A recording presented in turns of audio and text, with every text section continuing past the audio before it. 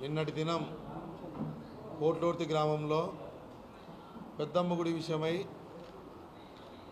Compound wall నిర్మించాలని CM Suresh Naidu గారు మరియు వారి సోదరులు సీఎం రమేష్ నాయుడు గారు ఎంపీ గ్రాంట్ కింద 2023లో గ్రాంట్ విడుదల చేయించుకున్నారు. గ్రాంట్ విడుదల చేయించుకొని 2023లో పనులు ఎందుకు స్టార్ట్ చేయలేదు, ఇప్పుడు ఎందుకు స్టార్ట్ చేయాలనిపించింది మీకు? అంటే అప్పుడు దేశంలో డబ్బు లేదా, మీకు చేయడానికి ధైర్యం లేదా? ఈరోజు ధైర్యం ఎందుకు వచ్చింది? వాళ్ళు ఈరోజు ఏదైతే గుడికి సంబంధించినటువంటి స్థలం ఆక్రమణకు గురి చేసుకున్నారో, ఆల్రెడీ గురి చేసుకున్నారు, అది ఆ రోజు బయట పెడితే అప్పుడున్నటువంటి ప్రభుత్వం ఎక్కడ మమ్మల్ని ఇబ్బంది పెడుతుందో అని చెప్పి ఆ రోజు పనులు స్టార్ట్ చేయలేదు. ఈరోజు కూటమి ప్రభుత్వం అధికారంలోకి వచ్చింది. ఆయన అనకాపల్లి ఎంపీగా ఉన్నాడు. సో ఎవరు మాట్లాడరు, నాకు ఎదురు ఉండదని చెప్పి ఆ స్థలానికి ఆక్రమణకు గురి చేసుకొని 3.9 ఎకరాల్లో ఉన్న భూమిని చుట్టూ కాంపౌండ్ వాల్ కట్టకుండా కేవలం 1 ఎకరంలో మాత్రమే కాంపౌండ్ వాల్ కట్టాలని నిర్ణయించుకున్నాడు. ఎందుకు 1 ఎకరంలో కాంపౌండ్ వాల్ కట్టాలని మీరు నిర్ణయించుకున్నారు? మీరు నిర్ణయించుకునే దానికి కారణం ఏంటి తెలుసా? ఆ 1 ఎకరంలో కడితే నేను బీగం వేసుకుంటా, గేట్లు పెట్టుకొని, బీగాలు మా ఇంట్లో ఉంటాయి, నా దగ్గరకు వచ్చి అడిగేవాళ్ళు ఊర్లో ఎవరు లేరు, నా ఇష్టానుసారం అయిపోద్ది, రాబోయే కాలంలో నేను దాన్ని అనుభవించడానికి అవకాశం ఉంది. ఎందుకంటే గతంలో కోట్లూరుతో 2014-19లో వచ్చినటువంటి కుట్టు మిషన్ల కేంద్రం ఉంది. ఒక కాంపౌండ్ బిల్డింగ్ కట్టారు. ఆ బిల్డింగ్ కీస్ ఎక్కడ ఉన్నాయి? ఈరోజు ఆ కుట్టు మిషన్ల భవనం వర్కింగ్లో ఉందా? లేదు. ఎందుకంటే నీ ఆధీనంలో ఉంది. ఎవరు వచ్చి అడగాలి నిన్ను? ఇప్పుడు వచ్చి అడిగినాం, అయ్యా నువ్వు 3.9లో కాంపౌండ్ వాళ్ళు కట్టయ్యా, మాకు కడితే మేలు అవుతుంది, అందరూ వచ్చిన ప్రజలు కానీ భక్తులు కానీ ఇబ్బందులు లేకుండా ఎలాంటి ప్రాణ నష్టం జరగదని చెప్తే నువ్వు ఎవరి మాట బేషరతుగా వ్యతిరేకించి నీ యొక్క ఒక్క తీరుతోనే అది కట్టడానికి నువ్వు చూస్తున్నావు. అది నిన్న ఎండోమెంట్ డిపార్ట్మెంట్ వాళ్ళు మధ్యాహ్నం వరకు నువ్వు పనులు సాగించినావు, ఆపేసినారు, చిన్న గలాట జరిగిందంటున్నారు. బడుగు బలహీన వర్గాల పార్టీ కూటమి పార్టీ అంటారు. నేను ఈరోజు కూటమి పార్టీని అడుగుతున్నాను. నేను కూటమిలో కార్యకర్తనే కదా, కానీ మేము రాజకీయంగా రాలే ఇక్కడికి, గ్రామస్తునిగా వచ్చి అడుగుతున్నా. కూటమి ప్రభుత్వంలో బడుగు బలహీన వాళ్ళకి పెద్దపీట అన్నారు. మా ఊర్లో ఏ పీట వేసినారు తెలుసా? మీరు ఏవైతే 294 ఇల్లులు 1999-2004 మధ్యలో ఇల్లులు కట్టించిందో చంద్రబాబు నాయుడు ప్రభుత్వం, అప్పుడు టీడీపీ, ఆ ఇళ్ళ పట్టాలు ఇంతవరకు ఇవ్వలేదయ్యా. ఏదైతే బీసీలకు ఇల్లులు కట్టించారో, ఇల్లు లేని వారికి 294 మంది ఎమ్మెల్యేలకు గాను 294 ఇల్లులు కట్టించారు అప్పుడు శాంక్షన్ చేసి. ఆ ఇల్లు కట్టిన వాళ్ళకు ఇప్పటి వరకు ఇంటి పత్రం ఇవ్వలేదయ్యా. ఇంటి పత్రం ఇస్తే హౌసింగ్ లోన్లు పెట్టుకొని వాళ్ళ జీవితాలను ముందుకు పోతాయి కదా, కానీ ఇవ్వలే. ఎందుకు? ఇస్తే నా మాట వినరు. ఇప్పుడు ఆయన ఏం చేస్తాడంటే, ఎవరైనా ఒక వ్యక్తి ఆయన కాదని వేరే లీడర్ దగ్గరికి, తెలుగుదేశం పార్టీ ఎమ్మెల్యే దగ్గరికి పోయినా కూడా కోట్లూర్తి నుంచి వాని ఇంటికి బీగం వేయండిరా. ఫస్ట్ ఆయనకు వచ్చే మాట వాని ఇంటికి బీగం వేయండిరా. రెండో పదము స్టేషన్లో కేసు. ఈయన వాడుకున్నట్టు ఉపయోగించుకున్నట్టు పోలీస్ డిపార్ట్మెంట్ను ఈ రాష్ట్రంలో, ఈ దేశంలోనే ఎవరు ఉపయోగించుకోరు. నిద్ర లేచే కేసు, నిద్రపోతే కేసు. చిన్న చిన్న సమస్య జరిగినా కూడా కేసు పెట్టుకో. నువ్వు ఒక పెద్ద మనిషి అయ్యండి, పొద్దున్న లేచి ప్రజల్ని కేసులు అంటే భయపడకుండా ఏం చేస్తారా సామాన్య ప్రజలు? అంటే వాళ్ళ పొద్దున్న లేచి వాళ్ళ జీవనోపాధిని ఆపుకొని స్టేషన్లో కూర్చుంటారా? నీ పరిస్థితి అది. ఇంకా 1986లో గత చరిత్ర, ఈయన చరిత్ర చెప్తా. ఇప్పుడు ఈయన ఎంతసేపు పోట్లూరులో డెవలప్మెంట్ చేసిన అంటాడు కదా. దయచేసి ప్రజలందరూ వినండి, వీళ్ళ చరిత్ర విని తెలుసుకోండి. రాజకీయ నాయకులకు కూడా దయచేసి. సీఎం రమేష్ నాయుడు గారు ఇప్పుడు ఎంపీ, అప్పుడు ఒక సాధారణ మనిషి. ఆ కాలంలో 86-88లో ప్రొద్దుటూరులో ఒక స్కూటర్ స్కీమ్ పెట్టినాడు. ప్రజల్ని ముంచి చిత్తూరు పోయినాడు. చిత్తూరు పోయి ఏం చేశాడు? ఆడేదో వ్యాపారం పెట్టుకోలే, లిక్కర్ దందా, దొంగసారా. చిత్తూరు తిరుపతిలో దొంగసారి అమ్మినాంనా మనమంటే నేను పోట్లాడితే కదా మీ వాళ్ళే అంటారు. నేను ఆడికైనా మీరు అనుకో మీ వాళ్ళే కదా మీ ఊరోళ్ళే కదా అంటారు కదా. మనం దొంగసారి అమ్మినాంనా, మనమే అమ్మింది. నన్ను కూడా వేసుకో భాగం, అప్పుడు నేను పుట్టలేదులే ఇంకా. తర్వాత మీ కులంలో వెంకటరమణ అని ఒక ఆయన ఉన్నాడు. ఆయన మా రెడ్లతో సన్నిహితంగా ఉన్నాడు. ఊరన్నాక అందరం కలిసి మాట్లాడుకున్నాడు, అన్నీ ఉంటాయి. మాతో సన్నిహితంగా ఉన్నాడని నిర్దాక్షిణ్యంగా ఈ సురేష్ నాయుడు చంపినాడు. ఆ రోడ్డు మీద నిర్దాక్షిణ్యంగా మనిషిని చంపినాడు. తర్వాత అదే కులానికి సంబంధించినటువంటి వ్యక్తి మునిస్వామి నాయుడు ఆయన ఒక ఆయన contractor. Is not a politician, contractor. ఆయన ఏదో కాంట్రాక్టర్ ఇట్లా ముందుకు పోతా ఏదో డబ్బులు సంపాదించుకున్నాడు, 10 రూపాయలు 10 మందికి సాయం చేస్తాడు. వాళ్ళను మించిపోతాడని చెప్పి ఆయన రైల్లోంచి కింద పడినాడు. మరి కింద నువ్వు దోసినావా మేము దోసినావా నాకు తెలియడంలే. ఏ విధంగా కింద పడినాడు? అసలు ఒక కాంట్రాక్టర్ని రైల్లోంచి తోయాల్సిన అవసరం ఏమొచ్చింది? ఆయన పొలిటీషియన్ కాదు, ఫ్యాక్షనిజం కాదు.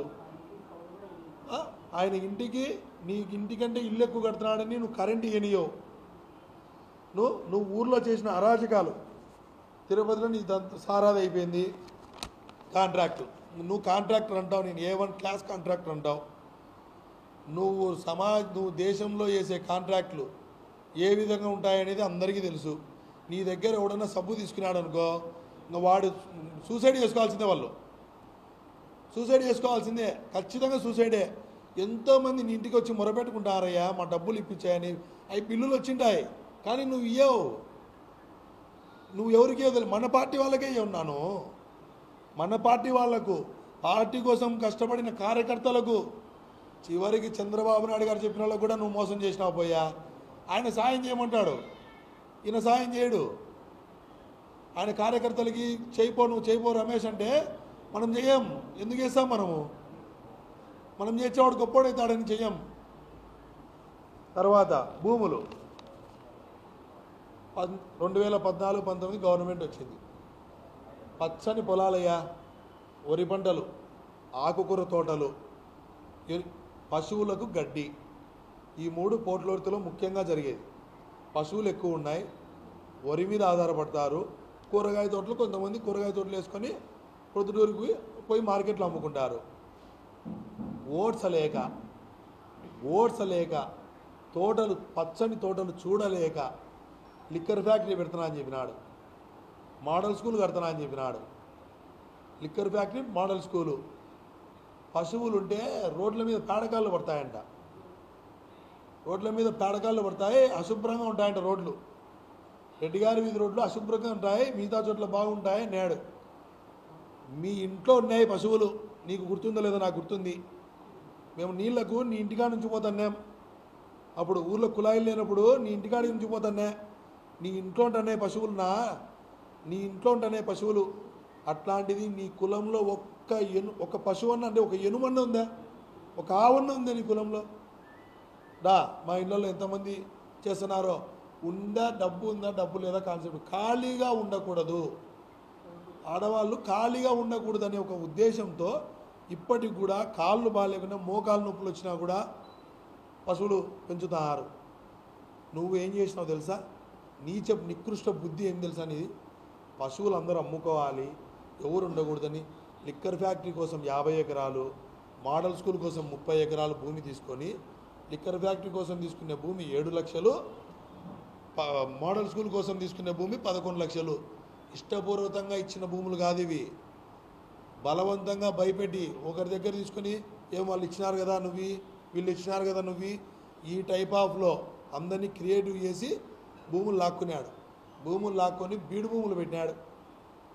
ఇప్పటికి ఎన్నేళ్ళైంది? 8 సంవత్సరాల నుంచి బీడు భూములు పెట్టినాడు.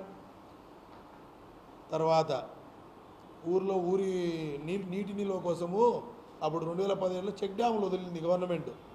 ఎక్కడన్నా పెద్ద పెద్ద వంకలు పోయేది నీరు వృధా కాకుండా పైరు కోసము, అంటే తోట పొలాల కోసము. ఈయన చెక్ డ్యాములు ఊరిలో 1, 2, 3, 4 చెక్ డ్యాములు కట్టినాడు. చెక్ డ్యాములు కట్టినాడా? ఈ చెక్ డ్యాములు ఎందుకు కట్టినాడో తెలుసు అసలు విషయము?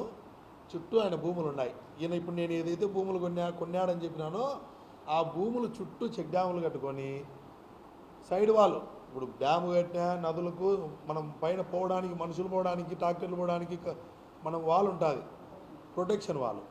ఆ ప్రొటెక్షన్ వాల్ ఉంది కదా, ఎవరైనా ప్రొటెక్షన్ వాల్ వదిలి లోపల ఫెన్సింగ్ వేస్తారు. మా అన్న అట వేయడు, మా అన్న బయట పక్కకి వేస్తాడు. మీరు తిరుగుతానే ప్రజలు ఎనుములు ప్రజలు తిరుగుతారు కదా, తిరగకూడదు. మా అన్నకు ఎవడు బ్రతకూడదు, నేనే బ్రతకాలి ఊరిలో, నేను చెప్పిందే వేదం. మళ్ళీ నేను ఎవరికి సాయం చేయను. సాయం చేస్తే మీరు గొప్పలు అవుతారు. మీరు మేము చెప్పినట్టే బానిస బతుకులు బతకండి, మేము చెప్పిన విధానంలోనే మీరు ఉండండి. కావాలంటే నేను మళ్ళీ చెప్తున్నాను, నేను చెప్పే ప్రతిదీ కూడా నిజం.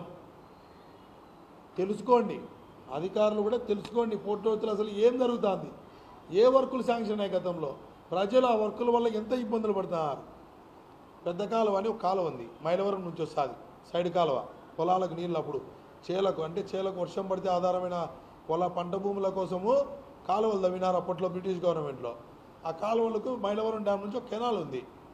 ఆ కెనాల్ మరమ్మతుల కోసము నువ్వు బిల్లు శాంక్షన్ చేసుకున్నావు. చేసినావా? నీకు నిజంగా గుండెలు మీద చేసుకొని నువ్వు చేసినా అని చెప్పు. నువ్వు చెయ్యవు. నేను అడిగేవాళ్ళు ఎవరు? నాదే గవర్నమెంటు, మినిస్టర్లు మా వాళ్ళే. వాళ్ళకేం తెలీదు, నేను వాళ్ళకి తెలుసు అని చెప్పను. పోట్లవతి నుంచి ఎవరు సమస్యను ఆడికి తీసుకోబోలేరు. పోయినా కూడా ఏం లేదు అంటారు. వాళ్ళు కూడా ఒకరిద్దరు పోతే ఎందుకు స్పందిస్తారు? అందుకే ఈరోజు ఇప్పుడు ఒకరిది కాదు సమస్య, నా ఇంటి సమస్య అయితే కాదు, మా అందరి సమస్య, గుడి సమస్య, మనుషులు ఇబ్బంది పడతారని చెప్పి దాంతోపాటుగా నువ్వు చేసిన ఆకృత్యాలన్నీ మేము చెప్పాలని పొద్దున నిర్ణయించుకొని అన్నీ ఒకటికొకటి రాసుకొని వచ్చినాము. లిక్కర్ ఫ్యాక్టరీ అయిపోయింది, భూములు అయిపోయింది, బాండ్లు, ఇది ఇంకా పెద్ద స్టోరీ. 2021 సర్పంచ్ ఎన్నికలు అయిపోయినాయి. నీ జీవితంలో పోట్లదుర్తిలో నువ్వు ఇంకొక 100 ఎలక్షన్లు చేసుకుని నీకు అంత మెజార్టీ ఇయ్యరేమో ప్రజలు. నీకు ఇచ్చినారు ప్రజలు, నిజంగా చెప్తున్నా, ఇచ్చినారు. 3,300 ఓట్లు మెజార్టీ ఇచ్చినారు. 4,500 ఓట్లు పోలైతే 3,300 ఓట్లు మెజార్టీ ఇచ్చినారు. వైఎస్ఆర్సీపీ అధికారంలో ఉన్నా కూడా ఏదో మంచి చేస్తావు, ఏదో ఆ నీళ్ళు ఇస్తావు, నీ గురించి తెలిసినా కూడా పేసినారు జనాలు. నువ్వేం చేయాలయ్యా? ఎత్తిన పెట్టుకొని ఊరంతా తిరగాలను. అట్లాంటి ప్రజలకు ఏం చేశాడు చెప్పమంటారా? 99 నుంచి రాజకీయంలో ముందుకు వచ్చినాడు. వాళ్ళ అబ్బా ఫస్ట్ వాళ్ళ తాత ఉన్నాడు. వాళ్ళ తాత తర్వాత ఈయన 99 నుంచి కొంచెం యూత్లోకి వచ్చిన తర్వాత నుంచి 25-30 సంవత్సరాల మధ్యలో నుంచి తిరగడం మొదలుపెట్టినాడు. ఈయన అంతటికయ్యా ఆయన తిరిగింది, ఆయన చేసింది. ఇదిగో ఈయన శివారెడ్డి అని, ఈయన 25 సంవత్సరాలు ఆయన రాజకీయం చేసినంత కాలం ప్రతి ఒక్క తెలుగుదేశం పార్టీ జిల్లాలో ఉండే ప్రతి ఒక్క తెలుగుదేశం పార్టీ సీనియర్ లీడర్లకు, ఎమ్మెల్యేలకు, ఎంపీలకు, మినిస్టర్లకు, ప్రతి సెకండ్ క్యాడర్కు ప్రతి ఒక్కరికి తెలిసిన ఈయన కూడా మోసం చేసినాడు. చివరికి నమ్మించి, ప్రతిసారి నమ్మించి మాటలే. ఈరోజు ఆ రోజు ఈయన ఏ పని చేస్తున్నాడు, ఈరోజు అదే పని చేస్తున్నాడు. నిన్ను నమ్ముకునే దానికి బదులు వేరే ఏ లీడర్ని నమ్ముకొని రాజకీయం చేసినా కూడా ఏ స్థాయిలో ఉండిందో అది కాలం నిర్ణయిస్తుంది, మనకు తెలియదు. నువ్వు ఏం చేసినావు? నువ్వు రాజకీయ నాయకుడు అంటున్నావు. తన కింద ఒక వ్యక్తి రాజకీయం 25 సంవత్సరాలు చేస్తే ఎంత రాజకీయ భవిష్యత్తు ఇస్తారు మీకు తెలీదా? ఎంత టెలివిజన్ ఇచ్చేది? నువ్వు 20 సంవత్సరాలు చంద్రబాబు నాయుడు గారి దగ్గర ఉన్నాయని నువ్వు 2 సార్లు రాజ్యసభ తెచ్చుకున్నావే, మాయ మాటలు, కల్లిబుల్లి మాటలు చెప్పి. ఒక్క రోజున నీ రాజ్యసభ లెటర్ను ప్రజల కోసము, కార్యకర్తల కోసము ఉపయోగించినావా? పార్టీ కోసము? ఎంతసేపు నీ అవసరాలకు జమ్మలమూడి ప్యాకాడ్ క్లబ్ మీద లెటర్ ఇచ్చాడు. అనకాపల్లి ఎంపీ లెటర్ అంట. అనకాపల్లి అంటే లోకల్గా వైఎస్ఆర్సీ ఇప్పుడు ఆదినారాయణ రెడ్డి గారు ప్యాకాడ్ నడుపుతున్నారు. వైఎస్ఆర్సీఎం నిద్రపోతుంది, మేలుకొని ఉన్నారు కదా. అక్కడ నడపలే కాబట్టి వాళ్ళు ఈలే కదా. మీరు ఒకసారి బాగా గమనించండి. ఎంపీ ఉన్నాడు కదా అవినాష్ రెడ్డి గారు, ఆయన ఏమన్నా లెటర్ ఇచ్చినాడా? నీకు అంత ఇంట్రెస్ట్ ఏమన్నా అంటే ఆయన భారతీయ జనతా పార్టీలో ముందుకు పోతున్నాడు, నువ్వే ఆడేనికి వచ్చావని నీ సావు. నీకు అంత అవసరం ఏమొచ్చింది? 2020లో నా జాబ్ తీసిన అవుతూ ఒక లెటర్ ఇవ్వచ్చు కదా నాకు కలెక్టర్ గారి దగ్గర. మా వాడిని ఏ తప్పు లేకుండా మా పార్టీ కార్యకర్త, తెలుగుదేశం పార్టీ కార్యకర్త అని ఉద్యోగం తీసినాడని ఇచ్చినచ్చు కదా నువ్వు అభిమానంతో అప్పుడు నీ దగ్గర ఉన్నా కదా నేను కూడా. నీ లెటర్లు నీ స్వార్థం కోసము, నీ స్వలాభం కోసము, నీ స్వయం కృషి కోసము తప్ప నీ లెటర్లు నీ రాజకీయ భవిష్యత్తు కూడా ఈడుండే ప్రజల కోసమో, కోట్లోతి గ్రామ ప్రజల కోసమో, నియోజక ప్రజల కోసమో, జిల్లా ప్రజలను ఉద్ధరించాలనో నువ్వు ఏమి చేయవునా. నువ్వు ఆ ఉక్కు ఫ్యాక్టరీ తీసే కూడా నీ స్వయం కృపాద కోసమే. మరి ఈరోజు మొన్న 5 ఏళ్ళు ఉన్నావు కదయ్యా, భారతీయ జనతా పార్టీకి వెళ్ళిపోయినావు కదా, తెలుగుదేశం పార్టీకి వెన్నుపోటు పొడిచి తేవచ్చు కదా స్టీల్ ప్లాంటు. నేను స్టీల్ ప్లాంట్ కోసం పోయినా అని చెప్పుకుంటే నీకు గౌరవం ఉండింది కదా జిల్లాలో. ఈరోజు ఏం చేసినావు నువ్వు? ఊర్లో ప్రజలకు చేయవు, నియోజకవర్గంలో ప్రజలకు చేయవు, జిల్లాలో ప్రజలకు చేయవు, తెలుగుదేశం పార్టీ కార్యకర్తలకు చేయవు, భారతీయ జనతా పార్టీ కార్యకర్తలకు చేయవు. నువ్వు చేసేది ఎవరికి తెలుసు? నీ వర్కులకు బిల్లుల కోసము రాత్రిళ్ళు ఏ అధికారం ఉంది, ఏ నాయకుని కాడికి పోతే నా బిల్లు శాంక్షన్ అవుతుంది. అది పచ్చని యాప్షెట్ కింద కూర్చొని చెప్తున్నాడు సురేష్ నాయుడు. నేను 2019 అధికారం పోయినాక ఈడున్న జిల్లా పార్టీ అధ్యక్షునితో పెద్దసారి కాడికి పోయిస్తే మాజీ సీఎం గారి దగ్గరికి మనకు రాజేష్ నాడు అంటే వాళ్ళ చిన్న తమ్ముడు జగన్ రెడ్డి బాగా క్లోజ్ ఫ్రెండ్ అని చెప్తాడయ్యా నాతో. నేను తెలుగుదేశం పార్టీ కార్యకర్తని నాతో చెప్తాడు. నా తమ్ముడు పచ్చని యాప్షెట్ కింద కూర్చొని ప్రమాణం చేయమని కాణిపాకం వచ్చి ఈ మాట అనలేదేమో. సిగ్గానే ఉండాలయ్యా మనకు. 10 రూపాయలు సంపాదించుకునే పార్టీ మనకు గౌరవం ఇచ్చింది, పార్టీ పదవులు ఇచ్చింది. ఏం చేసినాము ఆ పార్టీకి మనము? నేను చేసిన ఆ పార్టీకి జెండా పట్టుకొని మోసినా. ఈయన మోసినాడు, ఆయన మోసినాడు. ఎవరి పార్టీ వాళ్ళకు హక్కు, ఎవరి పార్టీ వాళ్ళకు వాళ్ళ ఇష్టము. వాళ్ళ జెండాలు మోసినారయ్యా నికర్షగా నీతిగా 5 ఏళ్ళు. ఈరోజు నువ్వు అధికారం వస్తే తెలుగుదేశం, అధికారం రాకపోతే వేరే పార్టీ. మాకు చేత కాదు నాయన నీ మాదిరి. ఎందుకంటే మేము కోట్ల వ్యాపారాలు చేయాల్సిన అవసరం లేదు, మేము ఇంకో పార్టీకి పోయి దిగనాల్సిన అవసరం లేదు. మేము పార్టీని సిద్ధాంతాన్ని ఉంటాము, తిరుగుతాము. నువ్వు బద్దలు లేచి 3 పార్టీలు మారుతుంటావు. మాకు అవసరం నీతో పార్టీ. నువ్వు పోయినంత మాత్రాన మేము ఈయన ఏమన్నా భారతీయ జనతా పార్టీ కనుక కప్పుకున్నాడు ఆ రోజు. నువ్వు పోయినావు, మేము కప్పుకోలే. నీ అవసరం కోసం, నీ స్వలాభం కోసం పోయినావు, మేమేం కప్పుకోలే.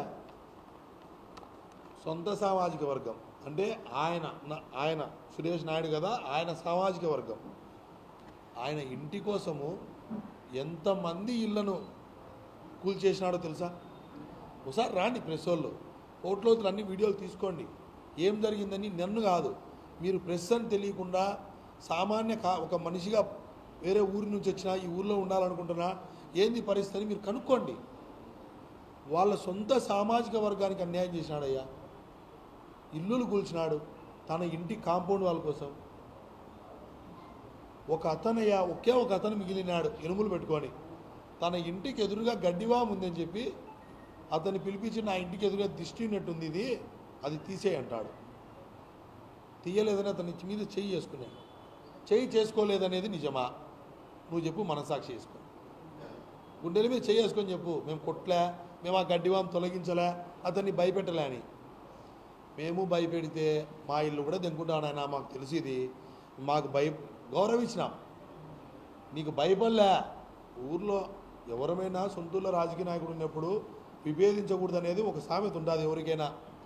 ఆ విభేదించకూడదని చెప్పే విభేదించలే ఇన్నేళ్ళు. ఇంకా మాతో కాలే, మేము విభేదించకుండా నువ్వు మంచి చెయ్యి,